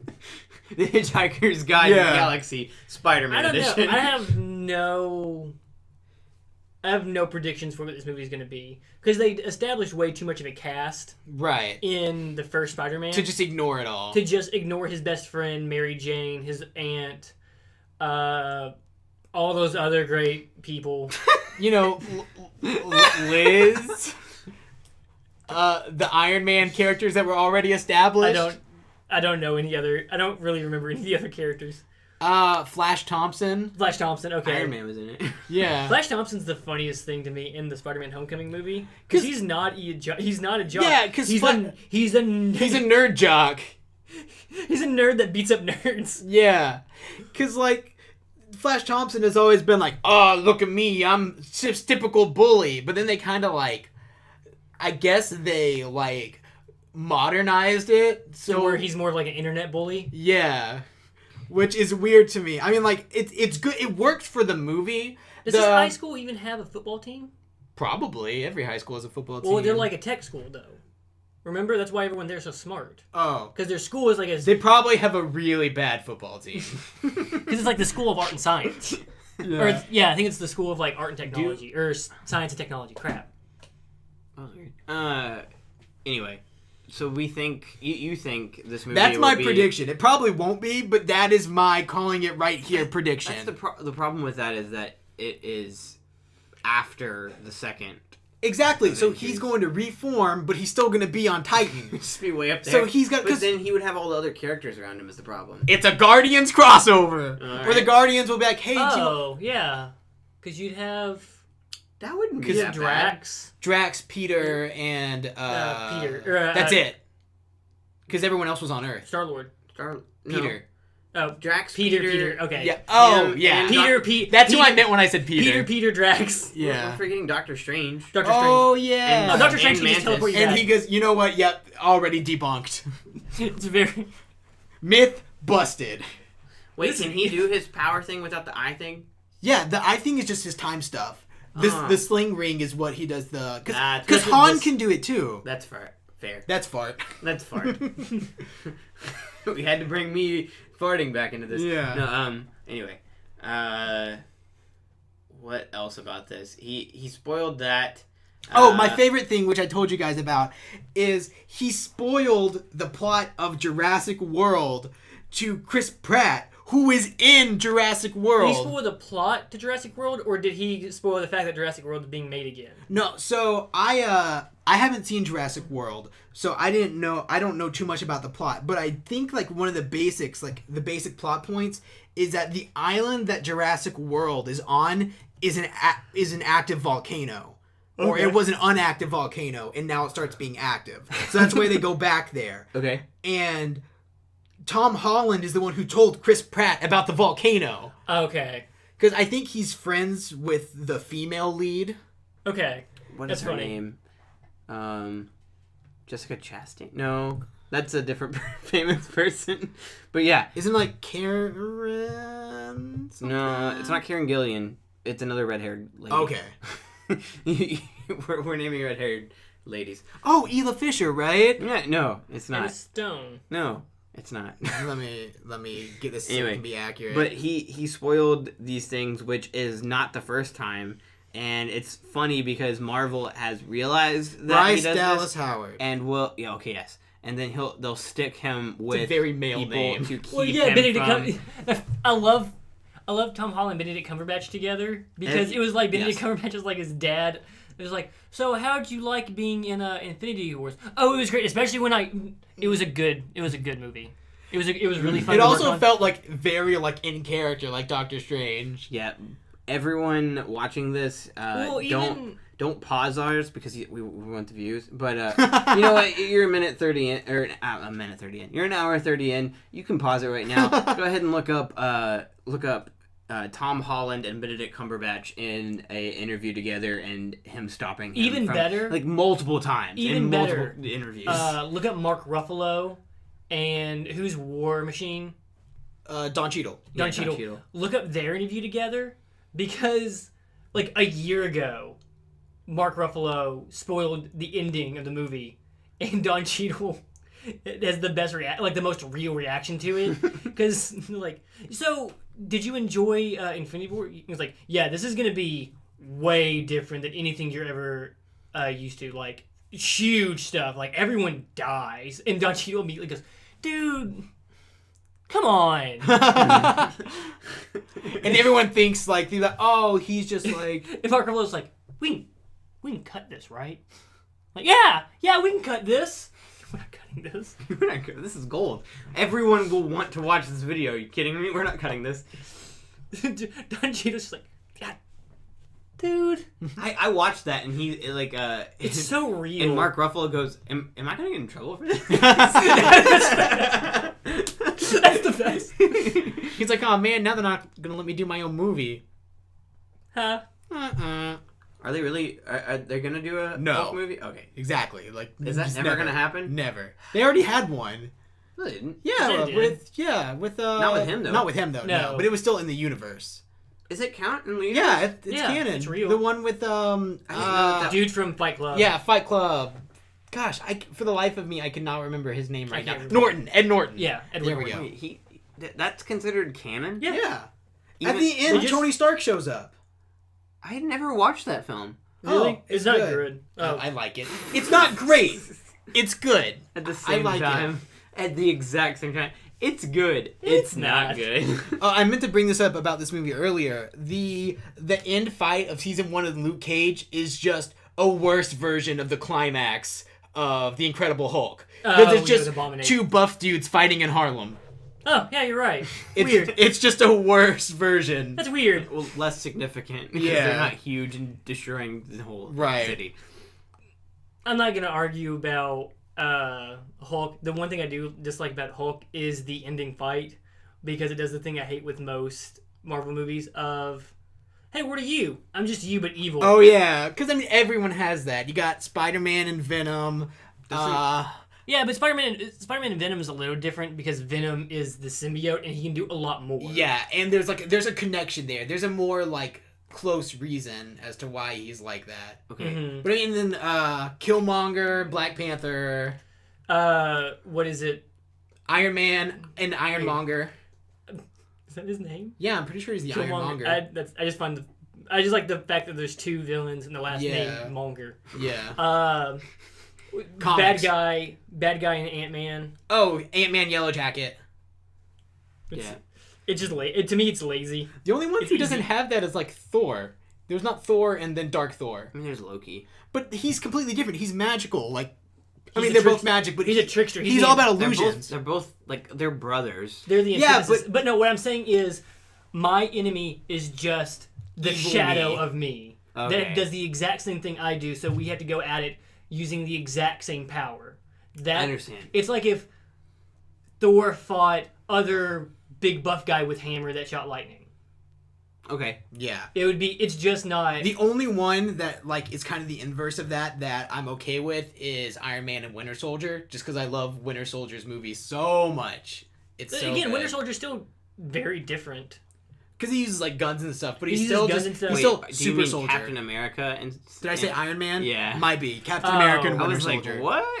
Even then it's different enough, because then you're going by... We're both unsuperpowered people with martial arts, or fighting skills. Well, they're both super soldiers. Yeah. They're brothers. No, they're not. Bucky and... No. And then they introduced... Oh, they're friends. They're just best friends. Yeah. I'm sorry. I knew that. I'm dumb. Yeah, they're friends from the streets. Yeah. The streets of Queens. Is it Queens? Yeah, it is Queens. He's from Queens. Wait. Yes. No, Spider-Man's from Queens. They're both from Queens. No, because they have that moment in Brooklyn. Civil War. Brooklyn, sorry. Yeah. Oh, okay. Because he's like, where you from? Queens. And he's like, Brooklyn. I love that. Yeah. You got heart, kid. I can't think of any more Marvel movies that do that. There's a bunch, almost all of them. Yeah. Well, at least the first of almost all of them. It's not just Marvel either, because I mean, Flash refers Flash. I mean, Flash reverse Flash. That's not even trying. Man of Steel, you had Superman versus Zod, who is just Kryptonian. They're just the same. All Kryptonians are just Superman. Right. And that's just what they are. That's true. Batman doesn't have... No. I mean, Ra's al Ghul, a martial artist who taught him, but besides that, it's because you have the Joker, but he doesn't do anything. No, they're actually the antithesis. They're as far opposite as you can be. Yeah. I'm trying to think of... Even if you could even go with Superman Bizarro Superman. Right, yeah, but that's also up. Yeah. Yeah. My favorite Superman thing, it's an All-Star Superman. They go to Bizarro Planet, and there is a Bizarro Superman. So what? The Bizarro Planet has a bunch of Bizarro people. Yeah. But then there's one who is born wrong. So he's a Bizarro really Superman. So he's just Superman, and his name is Zibaro, and it's just Superman, and it's great. And he makes nice pizzas and and he works at the mall. Anyway, I'm fine with ending there if you guys want to. There's one more thing I want to bring up. Okay. We talked about it right before we started, but we should have done this during news. That's fine. I guess this is kind of still in news. Yeah, a little bit. The today, so not the day this airs, but right today when we're recording, they announced an Overwatch character. They haven't got too far into the details, but it is a hamster. He's so cute, right? And he's in he's like a Droideka. Yeah, it looks like in a Droideka looking mech. And Because it's like a hamster ball. Yeah, like a hamster ball. And people, they haven't like said the names or anything, but people are pretty sure his name is Hammond, because that's adorable. In the space station where you can play as a level, it's where Winston was from. Yeah. There was the name Hammond that has escaped, and everyone just assumed it was like a chimp or just like a different kind of primate. Yeah. But now this hamster's here, and Hammond, hamster, it makes sense. Yeah. He looks so cute. I can't wait to see how he plays, because my idea is he's a super fast tank. Yeah, well, like, do you think he's like a sentry to where like he can either roll or he can stand still and shoot? You have two super different modes he's in. He's in rolling mode, which means if you're in his way and he hits you, you're probably going to get knocked over or knocked back. And so he's just super fast and goes into spots, but he can't do any damage distance-wise. But when he stops, he just puts down his sentry and he's just stuck here. Right. And there's probably going to be a lot. So similar to Bastion, only. But like you only have sentry mode and rolling mode. But like if Bastion was at like speed 2 and then turret 2. Yeah. Hammond would be at like speed 8. Speed 8, sentry 8. Like I can't move from here and I can't turn very fast. So if you're behind me, I'm kind of screwed too because you can't turn your person. My prediction is slightly different. I think that he'll be able to walk around a little bit, kind of like on it. Like if he's deployed, slowly. It'll be like really slow. I think he'll play a lot like a Droideka in Star Wars Battlefront. What would be super cool, What would be super cool would be if he had some kind of like AOE thing. Like if he's rolling and there's a group of people, he could just roll into a group and just like boof. Yeah. Like a big shockwave thing that at least pushes everyone out of the way, and then he sits down. He can't be too fast because that would make... Well, no... You would always get to the point first. Well, you... And set up. Yeah, well, Overwatch characters all move at the same speed if they're not using any abilities. Right, but if he's faster... Yeah. That's interesting. I bet his two abilities will be, one, a shockwave thing away from him. Another thing he'll probably because I'm thinking Droideka, he'll have a shield. Bubble shield. Well, that's not... A small one just around him. Well, but how do you attack him then? You break the shield. You break the shield. So it's just a shield thing that he has a certain amount of time. It would be kind of like Winston's, but just less big. The reason I don't think that'll happen is Bastion used to have a shield in front of him. Oh yeah, and they got rid of it. And he got it in front of him because Bastion was unkillable. Gotcha. So it'd be the same thing. So either the shield would have to have so little health. I also think that his attack won't be as strong as Bastion. Oh yeah, Bastion is like eliminated really quickly. Oh yeah. Whereas I think will have more of a like. It'll be like Soldier 76. Well, it's not going to melt your health instantly. It's going to be similar like Orissa's gun. Ow. Like if you get shot, like if someone Tracer got hit with it twice, she's done for. But it's not like a quick like dropping your health. It's going to be ow. Yeah. Take that. Yeah. Like big shots. Yes. Like big magnum shots. That's interesting. It's funny that he'll probably have two kits. He'll probably have a rollout kit, and he'll probably have like a turret kit. In my mind, he can't do anything when he's rolling. Like, no abilities or anything. Well, you sacrifice, like, it's completely mobility, but you have no, like, defenses or attacks. Well, his ability would be a speed up. Okay. Like, he just rolls faster. Yeah. And so that fixes the problem of speed, of, like, you can't be faster than everyone else, like, normally. Ooh, so he would just double speed for, like, 5 seconds, or, 3 seconds. And then he'd have shockwave. And then he would have transform. And then when he's in transform, he has machine guns and then maybe like a rocket or like a big one-shot thing. I would really like if there was a speed up thing because there's so many ramps in those games and you could speed up going off of a ramp and like shoot yourself somewhere. The same way you can like shoot Diva's mech. Yeah. Yes. And you jump out. I want to go off of a ramp and like go over a building and land somewhere. I think it'll be really fun to move around with. And then his ult, he jumps out of the tank and becomes a buff hamster and just goes and punches people. He does like the primal rage, but as a hamster. But like he gets huge.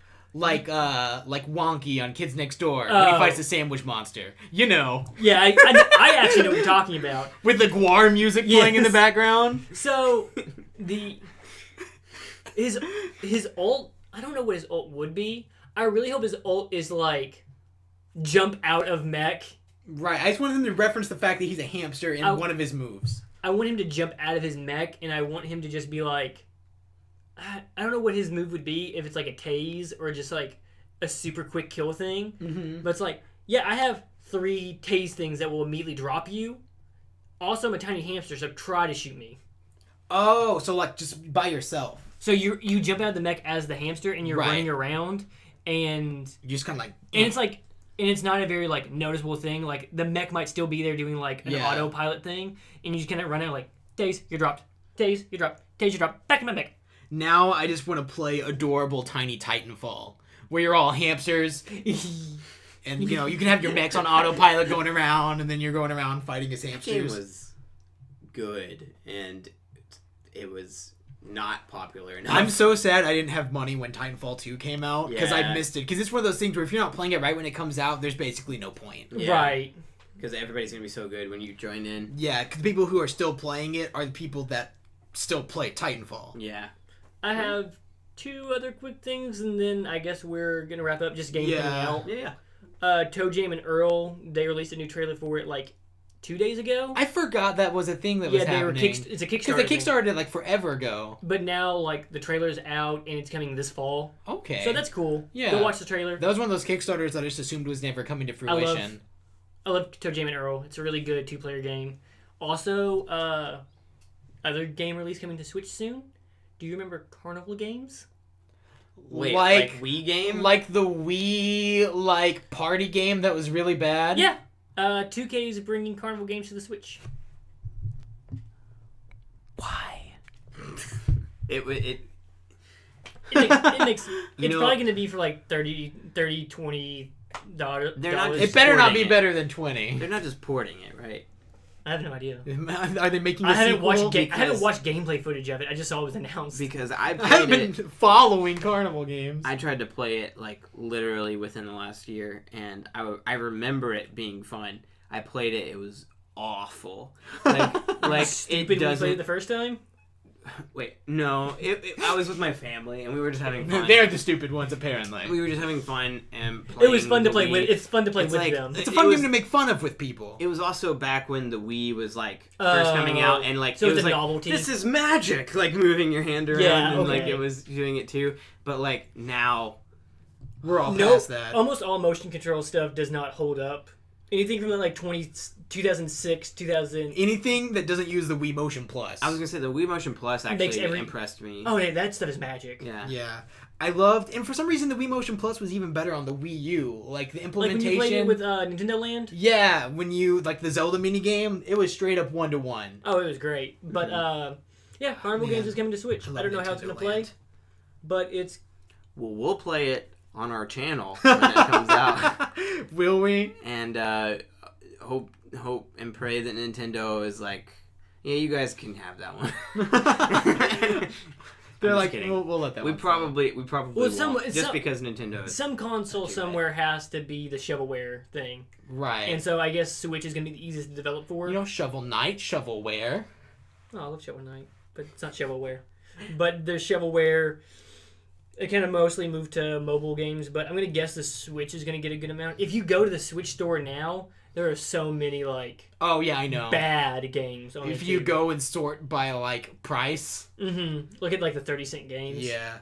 The number one game for a while was, like, some bear game. Yeah, I saw that. It was 99 cents. I almost bought it just because I had money on my account. Because it's the number one game on... I don't know what it is. Because, it's 99 cents, so, like... And it's number one. So it's so easy to buy. It's some party game. I don't know. I have no idea what it is. Do you want to talk about board games? Or do you want to call it? We'll call it. I'll save that for a future. Okay. When we are running out of running out of ideas. Yeah. The week is slow. Right. Okay. Well. Okay. Until next time. This is Mediaphile with Warren, Jash, and Josh. We will see you guys next time. Thank you guys for watching so much. Like, comment, subscribe. Love you. Bye. Okay. Can we go get food?